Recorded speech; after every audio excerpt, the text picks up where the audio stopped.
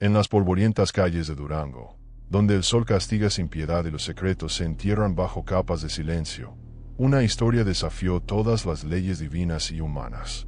El año de 1906 llegó a Durango cargado de sequía y malos presagios. Las cosechas se marchitaban antes de tiempo, y en los ranchos dispersos por la sierra, la gente murmuraba sobre castigos celestiales y brujerías antiguas. Pero ninguna superstición, ningún cuento de aparecidos contado al calor de las fogatas nocturnas, podría preparar a los habitantes de aquel estado norteño para lo que estaba por suceder en la hacienda de San Isidro. La hacienda se alzaba imponente a 3 leguas del pueblo más cercano, rodeada de mezquites retorcidos y tierra agrietada que parecía sangrar polvo con cada ráfaga de viento. Allí vivía don Sebastián Martínez, un hacendado de modales bruscos y fortuna considerable, quien había enviudado 3 años atrás dejándolo solo con su única hija, Refugio. Refugio Martínez tenía 24 años cuando comenzó esta historia, una edad considerada entonces peligrosamente avanzada para permanecer soltera. Era una mujer de facciones marcadas, con ojos oscuros que parecían mirar más allá de lo visible, y una melena negra que insistía en mantener suelta, desafiando las convenciones que dictaban moños apretados y recato. Las mujeres del pueblo la llamaban rara. Los hombres, después de intentar cortejarla sin éxito, la tildaban de orgullosa. Pero la verdad era más compleja y perturbadora de lo que cualquiera imaginaba. Refugio había rechazado a todos sus pretendientes. Al hijo del juez, al comerciante de telas venido de la capital, incluso al joven sacerdote que había llegado para sustituir al padre Anselmo cuando éste murió de fiebre. Cada rechazo alimentaba los rumores, y cada rumor oscurecía más su reputación. Don Sebastián, desesperado por ver a su hija casada y asegurar el futuro de su estirpe, había comenzado a perder la paciencia.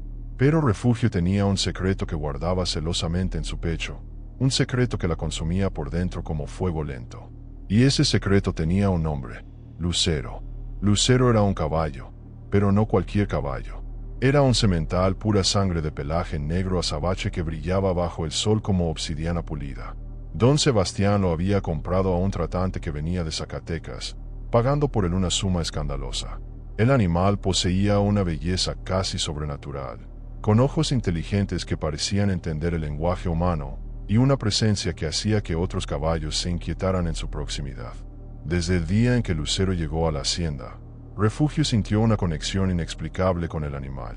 Comenzó a pasar horas en los establos, cepillando su crin, hablándole en susurros, compartiendo con él pensamientos que nunca había confiado a alma viviente. El caballo, por su parte, solo permitía que ella lo montara, relinchando con agitación si cualquier otro mozo intentaba acercarse. Los trabajadores de la hacienda notaron el comportamiento extraño de su patrona, pero en aquellos tiempos uno no cuestionaba las excentricidades de los ricos. Sin embargo, cuando Refugio comenzó a pasar noches enteras en el establo, durmiendo en el heno junto al animal, las lenguas empezaron a moverse con inquietud creciente. Fue Jacinta, la cocinera que había servido a la familia durante 20 años, quien finalmente habló con don Sebastián. Lo encontró en su despacho una tarde de julio, cuando el calor volvía el aire espeso como melaza. «Patrón», comenzó ella con voz temblorosa, retorciendo su delantal entre las manos, «necesito hablarle sobre la niña Refugio». Don Sebastián levantó la vista de los libros de cuentas que revisaba, su ceño frunciéndose ante la interrupción. «¿Qué pasa ahora con mi hija?» «Es que... bueno, don Sebastián, la niña está pasando demasiado tiempo con ese caballo. No es natural. Habla con él como si fuera persona, y juro por la Virgen que he visto cosas que me quitan el sueño». El hacendado cerró el libro con fuerza, haciendo que Jacinta diera un respingo. «Son tonterías tuyas, vieja chismosa. Mi hija siempre ha tenido afición por los animales. Cuando era niña». «No, patrón», interrumpió Jacinta con valentía nacida de la preocupación genuina. «Esto es diferente, muy diferente. La he visto acariciarlo de maneras que no son propias. Y anoche, cuando fui a cerrar la cocina, escuché ruidos en el establo, ruidos que me helaron la sangre». Don Sebastián se puso de pie bruscamente, su silla raspando el piso de madera. «¿Qué clase de ruidos?» La cocinera bajó la voz hasta convertirla en un susurro ronco. «Ruidos de intimidad, patrón. Y gemidos. Gemidos humanos mezclados con relinchos». El silencio que siguió fue denso y sofocante. Don Sebastián sintió que el suelo se movía bajo sus pies. Era imposible, inconcebible. Su hija, la descendiente de una de las familias más respetables de Durango, no podía estar. No, ni siquiera podía terminar ese pensamiento. «Retírate», ordenó con voz estrangulada. «Y si vuelves a repetir esas calumnias obscenas, te echo de mi casa sin una moneda». Jacinta salió rápidamente, pero ambos sabían que las palabras, una vez pronunciadas, no podían deshacerse. Esa noche, don Sebastián no pudo dormir. Yacía en su cama mirando las vigas del techo, escuchando los sonidos nocturnos de la hacienda, el viento silbando entre las rendijas, el ladrido lejano de los perros, y sí, proveniente del establo, algo que podría haber sido un relincho o podría haber sido otra cosa. Cuando el reloj dio las 3 de la mañana, don Sebastián se levantó y caminó descalzo hasta la ventana que daba al patio. La luna llena bañaba todo en una luz plateada y espectral. Y allí, cruzando el patio hacia el establo con su camisón blanco flotando como un sudario, iba su hija Refugio. El hacendado sintió que algo se rompía dentro de su pecho. Bajó las escaleras con pasos silenciosos, tomó el farol que colgaba junto a la puerta principal, y siguió a su hija hacia los establos. La noche de Durango era fresca a pesar del calor diurno, y don Sebastián sintió el aire nocturno erizarle la piel mientras avanzaba. Lo que vio a través de las rendijas de la puerta del establo lo perseguiría hasta su último aliento. Refugio estaba de pie junto a caballo, pero no era la imagen de una mujer cuidando a su montura. Sus brazos rodeaban el cuello del animal con una ternura que trascendía lo maternal, lo fraternal, incluso lo humano. Susurraba palabras que don Sebastián no podía distinguir, pero el tono era inconfundible. Era el lenguaje del amor, de la pasión, de la devoción absoluta. El hacendado dejó caer el farol. El estruendo del metal contra el suelo de tierra hizo que Refugio se volviera bruscamente, sus ojos encontrándose con los de su padre en la penumbra.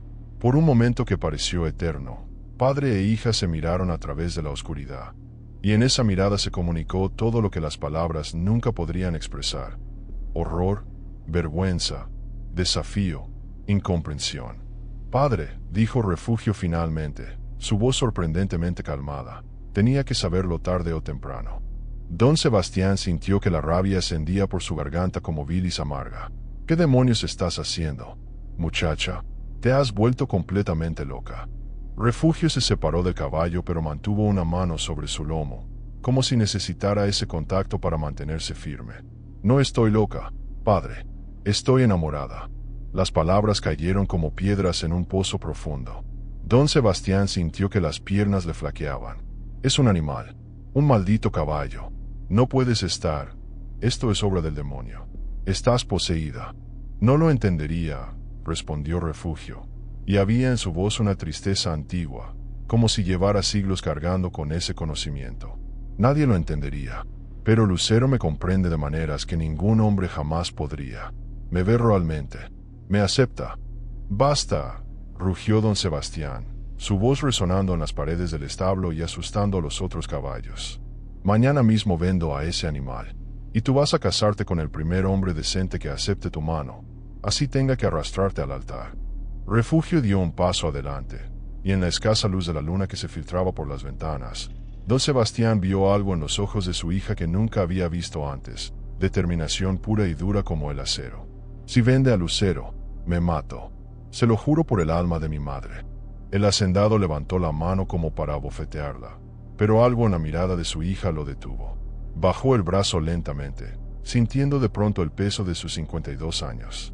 «Estás enferma, Refugio. Necesitas ayuda. Mañana traigo al padre Domingo para que te exorcice. Haga lo que tenga que hacer, padre, pero no voy a renunciar a él». Don Sebastián salió del establo tambaleándose como un hombre ebrio. El mundo que conocía, el mundo ordenado de haciendas y casamientos arreglados y linajes respetables, se había derrumbado en cuestión de minutos. Cuando llegó a su habitación, se sirvió un vaso de mezcal con manos temblorosas y lo bebió de un trago, luego otro, y otro más, hasta que el alcohol adormeció el horror que sentía. A la mañana siguiente, la hacienda amaneció envuelta en una tensión palpable.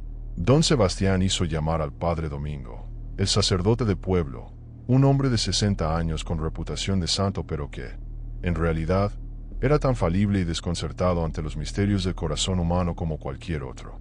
El padre Domingo llegó al mediodía, montado en su mula desgastada, con su sotana polvorienta y su rosario colgando del cinto.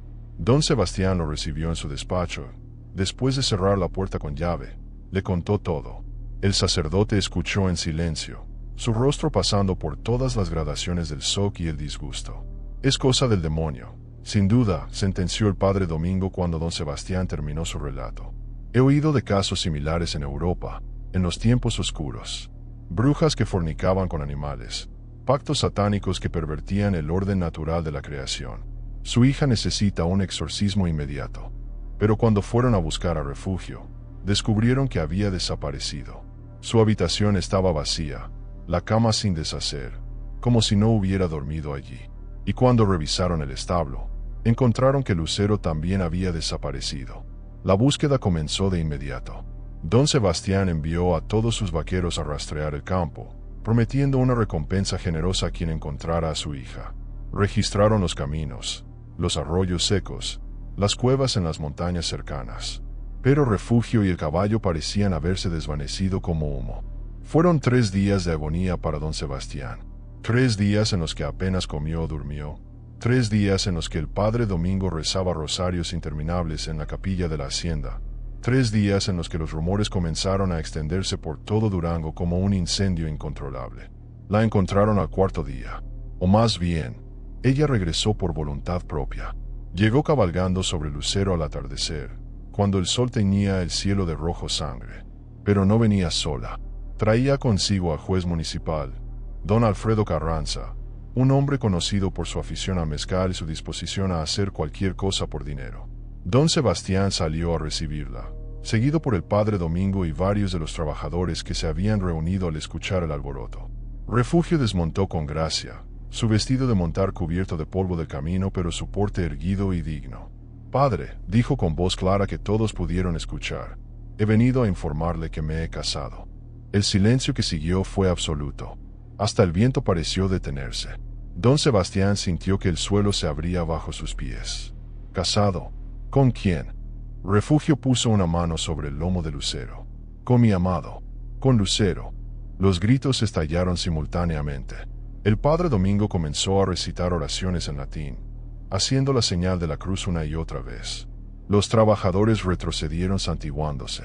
Don Sebastián se abalanzó hacia su hija, pero ella retrocedió ágilmente. «Es una blasfemia», gritó el padre Domingo. «Una abominación contra Dios y la naturaleza». Refugio se volvió hacia el sacerdote con ojos llameantes. «Abominación. Padre, ¿es abominación amar con sinceridad? Ustedes los hombres se casan con mujeres a las que no aman, solo por dinero o conveniencia. Obligan a niñas a casarse con viejos. Mantienen amantes mientras predican fidelidad. Y yo, que amo con todo mi corazón, soy la abominación». Don Alfredo Carranza, el juez, bajó de su caballo con evidente incomodidad. Era un hombre bajo y regordete, con bigote engomado y ojos acuosos. «Don Sebastián», balbuceó el juez, evitando la mirada furiosa del hacendado, «la señorita Refugio vino a mi oficina hace 3 días. Me ofreció una suma considerable para que firmara un documento de matrimonio. Yo pensé que era una broma, una locura pasajera. Le dije que era imposible, que ninguna ley en México, ninguna ley en el mundo cristiano permitía tal cosa». «Y entonces», rugió don Sebastián, avanzando hacia el juez con los puños apretados, «¿por qué demonios estás aquí?»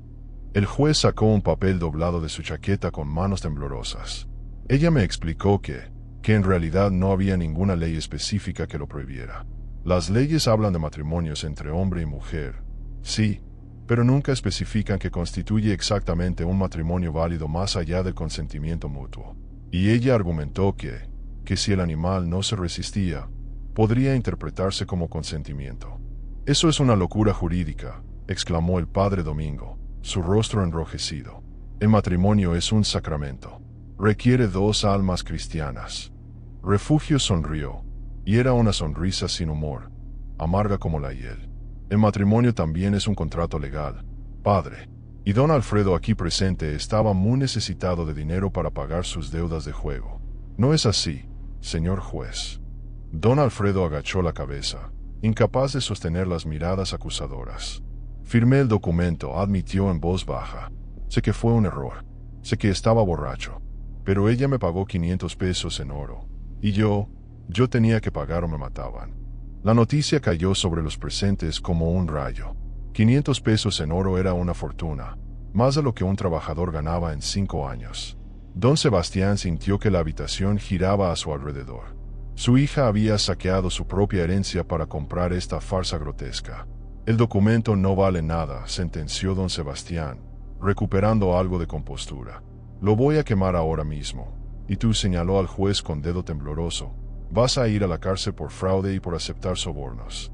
El documento ya está registrado en el archivo municipal, dijo Refugio con calma. Hice 3 copias. Una la envié a Saltillo, otra a la Ciudad de México, y la tercera la tengo yo. Pueden quemar el original, pero los registros permanecerán. Ante la ley, por absurdo que parezca, estoy casada. El padre Domingo cayó de rodillas, su rosario repiqueteando contra las piedras del patio. Dios mío, perdónala porque no sabe lo que hace. Esto es peor que cualquier herejía que haya presenciado en mis 40 años de sacerdocio. Los trabajadores comenzaron a dispersarse, murmurando entre ellos, haciendo la señal de la cruz, algunos con expresiones de horror, otros con una fascinación mórbida que no podían ocultar. La historia se esparciría como pólvora por todo Durango antes de que cayera la noche. Don Sebastián agarró a su hija del brazo con fuerza. Entra a la casa. Ahora. Refugio se soltó con un movimiento brusco. No, padre. Ya no vivo en su casa. Viviré en el establo con mi esposo. Es mi derecho como mujer casada. No tienes ningún derecho. Estás deshonrada. Has arruinado el nombre de esta familia. Esta familia, respondió Refugio, y su voz se quebró por primera vez, me ha mantenido prisionera toda mi vida. Me educaron para ser la esposa perfecta de algún hombre que me vería como propiedad, que me usaría para tener hijos y administrar su casa, y nunca me preguntaría qué quiero yo, qué siento yo, qué necesito yo. Al menos Lucero me mira a los ojos y ve a una persona. Don Sebastián levantó la mano para abofetearla, pero algo en la expresión de su hija, una mezcla de dolor y determinación tan profunda que parecía emanar de su alma misma, lo detuvo. Bajó la mano lentamente, sintiendo que algo fundamental se rompía entre ellos, un vínculo que nunca podría repararse. Entonces vete, dijo con voz rota. Vete con esa bestia. Pero no vuelvas a llamarme padre. Para mí, mi hija murió hoy. Refugio asintió, las lágrimas finalmente brotando de sus ojos. Adiós, padre. Lamento no haber sido la hija que usted quería. Se dio vuelta y caminó hacia el establo, llevando a Lucero de las riendas. El caballo la seguía dócilmente, su pelaje negro brillando bajo la luz moribunda del atardecer. Cuando llegaron al establo, Refugio cerró la puerta tras ella, y el sonido de la madera al cerrarse resonó como una sentencia final. La noche cayó sobre la hacienda de San Isidro, pero nadie durmió. Don Sebastián se encerró en su despacho con una botella de mezcal. El padre Domingo pasó la noche en la capilla rezando por la salvación del alma de Refugio, y los trabajadores se reunieron en la cocina compartiendo teorías cada vez más descabelladas sobre brujería, posesión demoníaca y castigos divinos. En el pueblo, la noticia llegó antes del amanecer, llevada por un vaquero que había presenciado la escena, y no pudo resistir la tentación de contarlo en la cantina. Para cuando salió el sol, todo Durango sabía que Refugio Martínez, hija del respetable don Sebastián, se había casado con un caballo. Las reacciones fueron variadas y violentas. Las mujeres devotas exigían que quemaran a Refugio en la plaza pública como bruja. Los hombres, entre tragos de mezcal, hacían chistes obscenos que apenas ocultaban su perturbación profunda. El alcalde convocó una reunión de emergencia del cabildo para discutir qué hacer con esta situación sin precedentes. Algunos exigían la anulación inmediata del matrimonio. Otros querían arrestar al juez Carranza por corrupción. Unos pocos, los más atrevidos o quizás los más sabios, sugerían que lo mejor era ignorar todo el asunto y dejar que el tiempo lo enterrara en el olvido. Pero el tiempo no entierra ciertas historias. Las alimenta, las transforma, las convierte en leyendas. Durante las siguientes semanas, la hacienda de San Isidro se convirtió en un lugar sombrío y silencioso. Don Sebastián había prohibido a todos sus trabajadores acercarse al establo donde vivía Refugio. Él mismo no se atrevía a ir, atormentado por la mezcla de vergüenza, rabia y un amor paternal herido que no podía extirpar de su corazón por más que lo intentara. Refugio salía solo ocasionalmente, siempre al amanecer o al anochecer, para buscar agua del pozo y comida de la despensa que Jacinta, la cocinera, dejaba afuera de la cocina. La cocinera, que había criado a Refugio desde niña, no podía soportar la idea de que su niña pasara hambre, sin importar lo imperdonable de su pecado. A veces, en las noches cuando la luna estaba llena, Jacinta escuchaba sonidos provenientes del establo, no los ruidos obscenos que había temido, sino algo más inquietante. Canciones. Refugio cantaba canciones de cuna que su madre le había enseñado, y el viento arrastraba esas melodías por todo el patio, llenando la hacienda de una tristeza fantasmal. El padre Domingo visitaba la hacienda cada semana, intentando convencer a don Sebastián de que permitiera un exorcismo formal. Es la única manera de salvar su alma inmortal, insistía el sacerdote. Mientras más tiempo pase bajo esta influencia maligna, más difícil será rescatarla de las garras del demonio. Pero don Sebastián rechazaba cada vez la sugerencia, no por falta de fe o por aceptación de la situación, sino porque en el fondo de su corazón temía lo que un exorcismo podría revelar. ¿Y si no había demonio alguno? ¿Y si la locura de su hija era simplemente eso? Locura, producto de su propia sangre, de su propia estirpe. Esa posibilidad le aterraba más que cualquier posesión satánica. Mientras tanto, en el pueblo, la historia tomaba vida propia. Los periódicos de Saltillo y Torreón enviaron reporteros para investigar el escándalo. La novia del caballo de Durango titulaban los artículos sensacionalistas que aparecían en las páginas de sucesos, junto a ilustraciones morbosas que pretendían representar la escena. Algunos periodistas intentaron entrevistar a Refugio, pero ella se negaba a hablar con nadie. El establo permanecía cerrado, y quien intentaba acercarse era recibido por los relinchos agresivos de Lucero. Un reportero particularmente audaz del periódico El Siglo de Torreón logró sobornar a uno de los vaqueros para que lo dejara esconderse cerca del establo durante una noche entera. Lo que reportó después en su crónica heló la sangre de los lectores en todo el norte de México. Escribió sobre haber escuchado conversaciones completas, como si dos personas estuvieran charlando en el establo. La voz de Refugio era clara, haciendo preguntas, riendo ocasionalmente, respondiendo a algo que solo ella podía oír. Y en los silencios, juraba el reportero, podía escucharse algo que no era exactamente un relincho, sino algo más articulado, más humano. Es ventriloquismo, argumentaban los escépticos. La mujer está completamente loca y se habla a sí misma. Es posesión demoníaca, insistían los creyentes. El diablo ha tomado forma de caballo para corromper a una cristiana. Pero había una tercera teoría, susurrada solo en voz muy baja y solo entre quienes conocían las leyendas antiguas de la región. En las montañas de Durango, entre los pueblos indígenas que habían habitado esas tierras mucho antes de que llegaran los españoles, existían historias de nahuales, de seres que podían cambiar de forma entre humana y animal. ¿Y si Lucero no era realmente un caballo? ¿Y si era un hombre maldito, atrapado en forma animal, y Refugio era la única que podía ver su verdadera naturaleza? Esta teoría llegó a oídos de don Sebastián a través de Tomás, su capataz más viejo, un hombre de ascendencia tepehuán que conocía las historias de sus ancestros. Una noche, Tomás se armó de valor y habló con su patrón.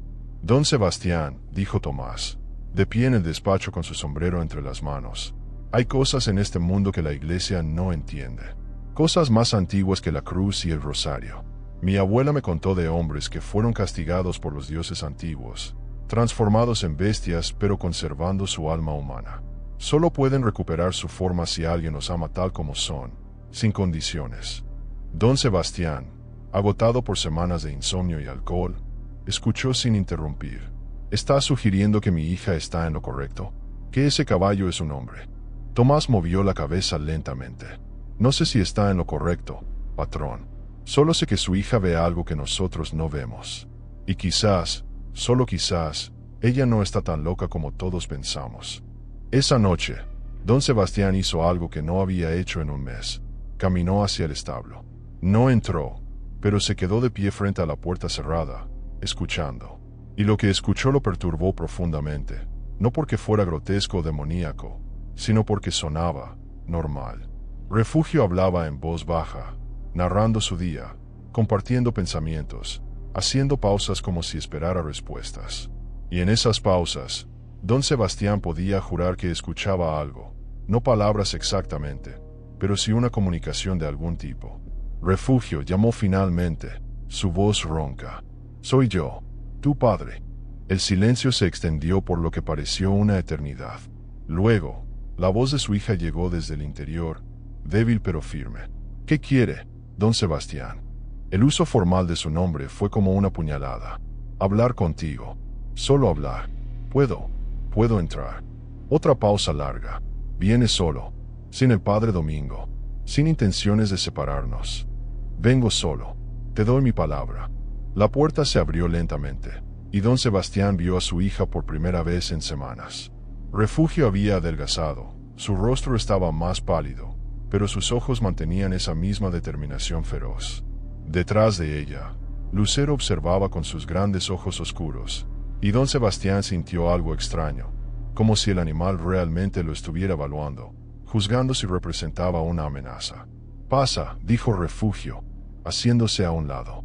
Don Sebastián entró en el establo que olía a heno fresco y a caballo, pero también, curiosamente, a las flores silvestres que Refugio siempre había amado. Ella había decorado el espacio con lo poco que tenía, un zarape extendido en el suelo como alfombra, algunas velas, un pequeño altar con la imagen de la Virgen de Guadalupe. «Has hecho un hogar aquí», observó don Sebastián, y no había sarcasmo en su voz, solo una tristeza profunda. «Es mi hogar ahora», respondió Refugio, «el único donde puedo ser yo misma». Padre e hija se sentaron en balas de heno, con Lucero de pie entre ellos como un guardián silencioso. «Háblame», dijo don Sebastián finalmente, su voz cargada de cansancio. «Explícame qué es lo que ves en este animal que yo no puedo ver». Refugio acarició el cuello de Lucero con ternura antes de responder. «Padre, ¿alguna vez has sentido que el mundo entero lo malinterpreta? Que todos esperan que sea alguien que no es, que nunca podrá ser». Don Sebastián asintió lentamente. «Cuando tu madre murió, el mundo esperaba que me volviera a casar de inmediato, que reemplazara su ausencia como quien cambia un mueble roto. Pero yo no pude».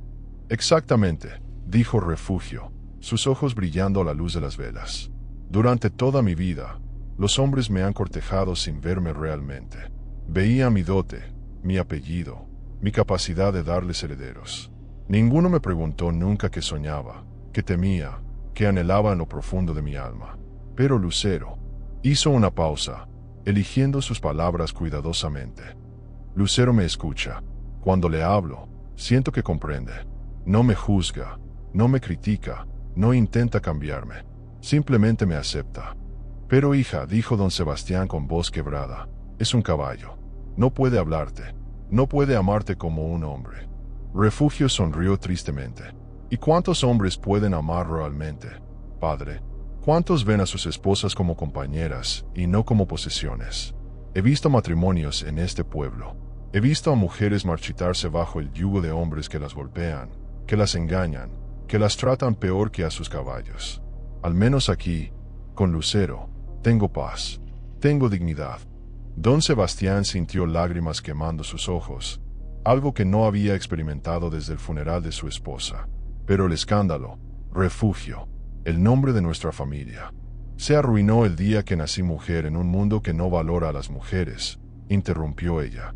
«No tiene nada que ver con Lucero y todo que ver con que me atreví a elegir mi propio camino». En ese momento, como si entendiera la conversación, Lucero se acercó a don Sebastián. El hacendado se tensó, pero el caballo simplemente apoyó su hocico contra el hombro del hombre en un gesto que, inexplicablemente, parecía reconfortante. Don Sebastián levantó una mano temblorosa y tocó el pelaje del animal, y en ese contacto sintió algo extraño, una calidez que iba más allá de lo físico, una presencia que desafiaba toda lógica. «No sé qué eres», susurró don Sebastián al caballo. «No sé si eres demonio, nahual, o simplemente un animal extraordinario. Pero puedo ver que mi hija te ama, y por primera vez en meses, la veo en paz». Las semanas siguientes trajeron un cambio gradual en la hacienda. Don Sebastián no aceptó públicamente el matrimonio de su hija. Eso habría sido imposible sin destruir completamente su posición social. pero dejó de intentar separarla de Lucero. Jacinta comenzó a llevar comida caliente al establo 3 veces al día. Algunos trabajadores, los más jóvenes y menos supersticiosos, empezaron a saludar a Refugio cuando la veían. El padre Domingo dejó de visitar la hacienda, declarando que estaba en manos de Dios juzgar tales abominaciones. Pero el viejo sacerdote, en la privacidad de su celda, rezaba cada noche no por la condenación de Refugio, sino por su salvación, preguntándose si acaso Dios no trabajaba en formas que la iglesia no podía comprender. El escándalo, como todos los escándalos, comenzó a desvanecerse. Aparecieron nuevas historias que capturaron la atención del pueblo. Un asesinato en Torreón, una sequía devastadora en Zacatecas, rumores de revolución que empezaban a fermentar en el sur. La mujer que se casó con un caballo se convirtió en una anécdota extraña, algo de lo que la gente hablaba en voz baja pero que ya no dominaba cada conversación. Refugio estableció una rutina en su nueva vida. Cada mañana cabalgaba por los campos de la hacienda, ella y Lucero moviéndose como una sola entidad. Los vaqueros que los veían pasear comentaban que nunca habían visto a jinete y montura tan sincronizados. Era como si compartieran un solo pensamiento, un solo corazón. Una tarde de octubre, 6 meses después del incidente, don Sebastián estaba revisando sus libros de cuentas cuando escuchó un alboroto en el patio. Salió a investigar y encontró a Refugio de pie junto a Lucero, pero había algo diferente en ella. Su rostro brillaba con una emoción que él no había visto en años. Esperanza pura. «Padre», dijo ella, acercándose con pasos rápidos, «necesito hablar con usted. Algo ha sucedido». Don Sebastián sintió una punzada de miedo. «¿Qué pasa? ¿Estás bien?» Refugio asintió, tomando las manos de su padre entre las suyas. «Estoy más que bien. Padre, he estado teniendo sueños. Sueños tan vívidos que parecen reales. En ellos, Lucero se transforma. Se convierte en un hombre de carne y hueso. Y él me dice que esto es posible, que solo necesita». «Refugio», interrumpió don Sebastián, sintiendo el peso del agotamiento. «Por favor, no más fantasías». Pero ella continuó, sus ojos llenos de convicción. «No es una fantasía. Anoche, mientras dormía en el establo, sentí algo cambiar. La presencia junto a mí era diferente. Y cuando desperté». Hizo una pausa, como si ella misma no pudiera creer lo que iba a decir. «Encontré esto». Extendió su mano, y en su palma había algo que hizo que don Sebastián retrocediera involuntariamente. Un anillo de oro con una inscripción en un idioma que no reconocía. Definitivamente no español, ni latín, ni ninguna lengua indígena que conociera. «Lo encontré en el suelo del establo. No estaba ahí anoche, estoy segura». Y Lucero, «Padre», cuando le mostré el anillo, relinchó de una manera que sonaba casi como risa, como si supiera algo que yo aún no comprendo. Don Sebastián examinó el anillo con dedos temblorosos. Era antiguo, podía sentirlo, y la inscripción estaba desgastada por el tiempo pero aún visible. «¿De dónde vino esto?» «No lo sé, pero siento que es una señal, una prueba de que no estoy loca, de que hay algo más en todo esto de lo que cualquiera puede ver». El hacendado devolvió el anillo a su hija. «Refugio, sea lo que sea esto, sea cual sea la verdad detrás de tu situación, necesito que sepas algo». Tomó su rostro entre sus manos ásperas. «Eres mi hija, siempre serás mi hija, y aunque no pueda entender lo que estás viviendo, aunque el mundo entero te condene, yo elijo creerte». Refugio se derrumbó en los brazos de su padre, llorando por primera vez desde que todo había comenzado. Don Sebastián la sostuvo, y por un momento fueron simplemente padre e hija, sin juicios, sin escándalos, solo amor. La historia de Refugio Martínez y el caballo Lucero continuó mucho después de aquella tarde de octubre. Algunos dicen que vivió en ese establo hasta el final de sus días, envejeciendo junto al animal que nunca la abandonó. Otros juran que una mañana de primavera de 1907, los trabajadores encontraron el establo vacío, con solo el anillo dorado sobre una bala de heno y huellas que comenzaban como cascos de caballo pero terminaban como pisadas humanas, dirigiéndose hacia las montañas. Don Sebastián Martínez vivió otros 10 años después de estos eventos. Nunca volvió a hablar públicamente sobre su hija, pero quienes lo conocían notaron un cambio en él. Se volvió más contemplativo, menos rígido en sus juicios. Comenzó a tratar a sus trabajadores con mayor justicia, Y cuando otros hacendados ridiculizaban a hombres o mujeres que no se conformaban con las expectativas sociales, don Sebastián los defendía con una ferocidad que sorprendía a todos. En su testamento, dejó instrucciones específicas de que el establo donde vivió Refugio nunca fuera demolido ni usado para otro propósito. Debía permanecer tal como ella lo dejó, como un monumento a algo que nunca pudo comprender completamente pero que había aprendido a respetar. Y así permaneció durante décadas, hasta que la hacienda misma cayó en ruinas durante los años turbulentos de la Revolución. El padre Domingo, en sus últimos años, confesó a un sacerdote más joven que el caso de Refugio Martínez lo había perseguido toda su vida. Pasé 40 años predicando sobre el amor de Dios, dijo el anciano sacerdote, pero fue una mujer a la que llamé loca quien me enseñó que el amor verdadero desafía todas nuestras categorías y definiciones. Quizás el pecado no estaba en su corazón, sino en nuestra incapacidad de ver más allá de nuestras propias limitaciones. Jacinta, la cocinera, contó la historia hasta su muerte en 1935, siempre insistiendo en los mismos detalles. La niña Refugio no estaba loca, decía a quien quisiera escuchar. Estaba adelantada a su tiempo. Buscaba algo que este mundo no podía darle: la libertad de amar sin que le dijeran cómo, cuándo o a quién. Los archivos municipales de Durango, meticulosamente guardados en el sótano del Palacio de Gobierno, aún contienen el documento que firmó el juez Alfredo Carranza aquella fatídica tarde de 1906. El papel amarillento registra oficialmente matrimonio entre Refugio Martínez y un tal Lucero, sin apellido, sin más descripción. Los historiadores y archivistas que lo han encontrado a lo largo de los años debaten si es auténtico o una falsificación, si fue un acto de locura o una declaración política radical disfrazada de escándalo. La verdad, como suele suceder con las historias que desafían nuestra comprensión de la realidad, permanece esquiva. Lo que sí sabemos es que en las montañas de Durango, en las noches cuando la luna llena baña el paisaje con su luz plateada, los ancianos del lugar juran que a veces se puede ver la silueta de una mujer cabalgando junto a un jinete oscuro. Van siempre hacia el este, donde las montañas se encuentran con el cielo, moviéndose con una gracia que parece pertenecer a otro mundo. Y quienes los han visto de cerca, los pocos valientes o tontos que se han acercado lo suficiente, reportan algo inquietante. No pueden distinguir dónde termina el caballo y dónde comienza el jinete, como si fueran dos mitades de un mismo ser, finalmente completo. En 1967, un antropólogo de la Universidad Nacional llegó a Durango investigando leyendas locales. Entrevistó a docenas de personas mayores que recordaban haber escuchado la historia de sus abuelos. Una mujer de 92 años, bisnieta de uno de los vaqueros que trabajó en la hacienda de San Isidro, le contó algo que no aparecía en ninguna de las versiones periodísticas de la época. Mi bisabuelo decía que una semana antes de que la señorita Refugio trajera al juez para casarse, llegó a la hacienda un hombre extraño. Era alto, con ojos oscuros como la noche, y no hablaba español, ni inglés, ni ninguna lengua que alguien reconociera. Estuvo solo una noche, durmió en el establo, y a la mañana siguiente había desaparecido. Pero desde esa noche, el caballo Lucero empezó a comportarse diferente, como si supiera cosas, como si recordara algo. El antropólogo incluyó esta anécdota en sus notas de campo, pero nunca la publicó en su trabajo académico.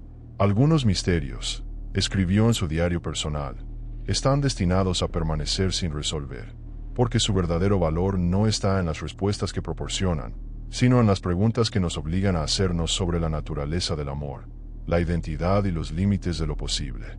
Los restos de la hacienda de San Isidro todavía existen, aunque en ruinas. El establo donde vivió Refugio sigue en pie, milagrosamente intacto a pesar de más de un siglo de abandono. Las paredes de adobe agrietado aún conservan marcas que parecen ser inscripciones, símbolos que nadie ha podido descifrar. Los lugareños evitan el lugar después del anochecer, no por miedo exactamente, sino por respeto.